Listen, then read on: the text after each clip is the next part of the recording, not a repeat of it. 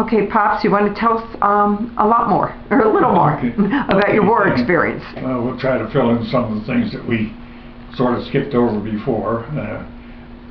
I've mentioned my crew on the B-17.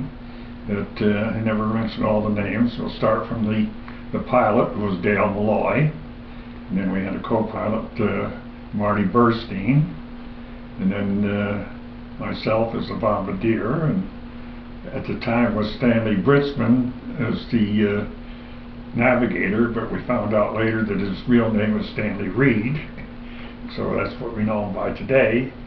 And then the top turret gunner or engineer was Dave Nagel.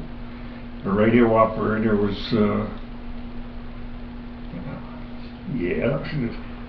I'm drawing one of those blanks, Ray Zuckerman. And the ball turret gunner was Bernie Holland, and the tail gunner was Eddie Borsick. One of the weights gunners was Bill Holland, and the other was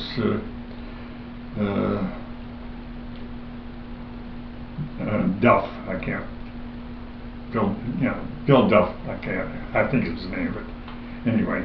That's to introduce you to my crew. And then we got together in Pyote, Texas, and flew a route over to England. And the first few missions we flew as a crew. The first one, there was a little place in, I think it was Cannes, France. And I don't know, one of the earlier missions was when the Army Air Forces had were already into France. They were trying to get through the German lines at St. Lo, and we had ground support. We dropped bombs on the German lines in order for the ground troops to get right through, and they did. And after that, I don't remember too many of the missions. Went to several different places, and the only one that I really remember, well, first of all, I'll go back to one mission where they tell me that a German fighter plane flew through our group, and I never saw it because it, came from approaches from the rear, and I'm out in the front. That when we got down on the ground, got out and we walked under the wing, we found some parts of the wing looked like it was sieved because of all the holes in it, and we figured what had happened. A 20mm shell from the German fighter had gone through and hit one of the bars that protected one of the gas tanks and exploded there, and luckily it didn't explode in the gas tank. So my knees felt a little bit shaky when I saw that. But other than that, the only other mission I really remember was April the 2nd, 45. Our group was leading the 8th Air Force to a raid on Berlin, but our particular target was not Berlin. There was an anti-aircraft gun emplacement on the route that they wanted the 8th Air Force to fly into Berlin. And our target was the anti-aircraft guns shooting at us to knock them out with our bombs. And the leader, the pilot and the lead troop crew was the colonel of the base, and I don't know who all was in his crew, but over there you didn't get to know too many people too close. And then I was the lead bombardier of the low squadron, and we're just starting on the bomb run, and I glanced up just in time to see the lead plane and the lead group flip over and disappear. I guess they later found out that they had received a direct hit in the bomb bay, and they all went down and nobody survived. But anyway, after that, there was nobody out in front of me, and it was just, I was in the lead of the whole thing.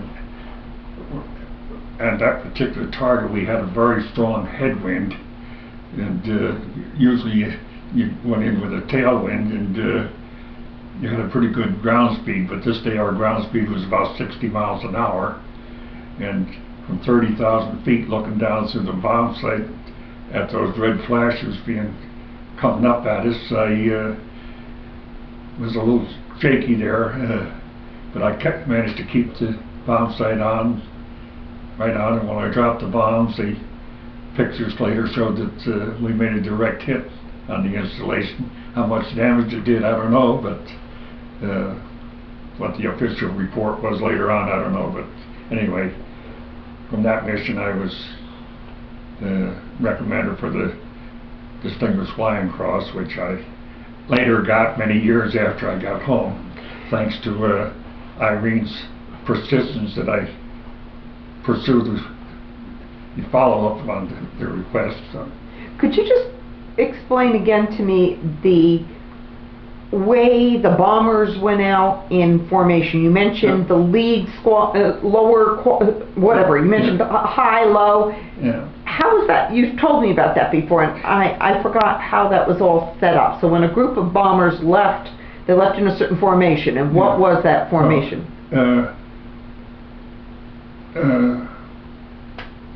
The lead squadron and the low and the high were set up with, I think it was 12 planes in each group, each squadron. And the lead squadron was, say, at sea level, or skyline level. The low squadron was a little bit lower, so you looked up at them. And the high squadron was a little bit higher. And there was like 36 planes, all from this squadron, and they were all followed in like V each. Well, in one squadron there was 3 planes like in a V, and then there was 3 planes out to the side of them like a V, and another 3 behind so it was like a box. Okay. So that's what it was called. Each corner of the box had 3 planes in it then? Yeah. And That's there were 3 sets of those boxes? Yeah. And then, you know, the 3 boxes in the group. And this was a design at that time Colonel LeMay designed and planned, and it turned out to be the best thing that ever happened to flying, because it protected all the planes. It was designed to give us firing power at all the German aircraft fighters coming through. It was exposing them to all the firepower, which was quite I forget how many guns there was on a B-17, but there were quite a few. Mm-hmm. Anyway, it was designed for gives us this protection, and it worked. And the design of that and Colonel LeMay's determination later on brought him up to be a 4-star general and chief of the Strategic Air Command. And just because I don't want them to sit here and do the math, how old were you when you were flying these bomb runs? Well, I had reached my 19th birthday when I enlisted. You had or you hadn't? I hadn't, because at 19 I would have had to register for the draft, and by the time it was time to register for the draft, I was already in. So I was 18 when I enlisted.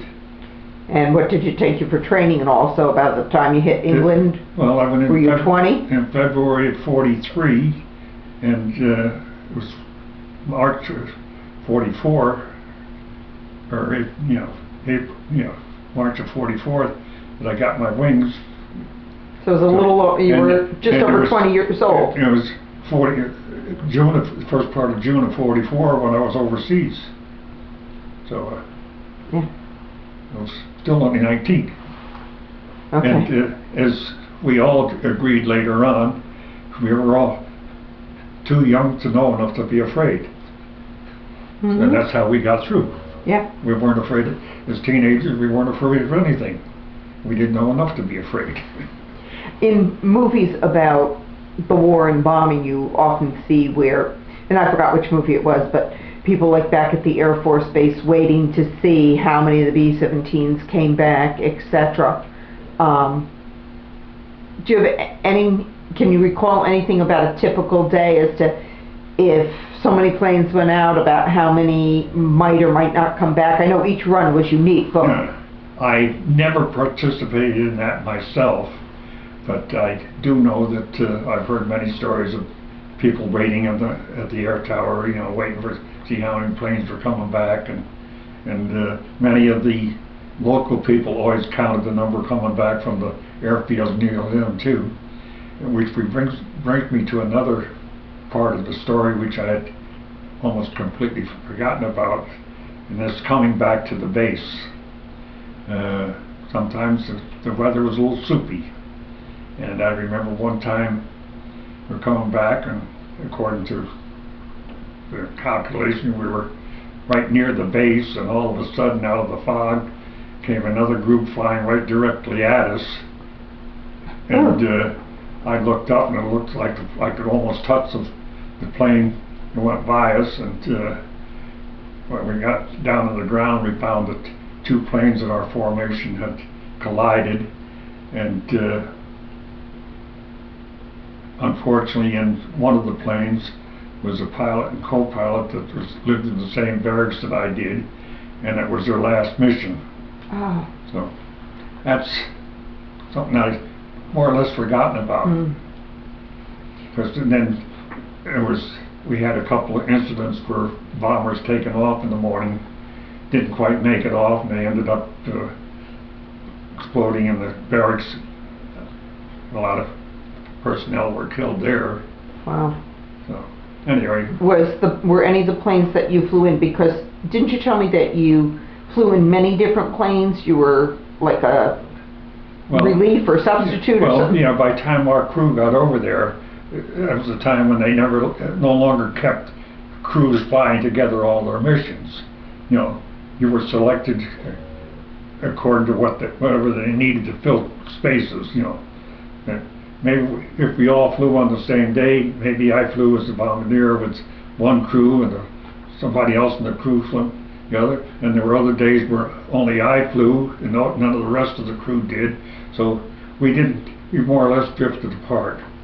Other than the incident that you just related a little while ago about the plane that evidently hit underneath your plane, were there any other times that the plane you were flying in was actually hit by enemy artillery, or?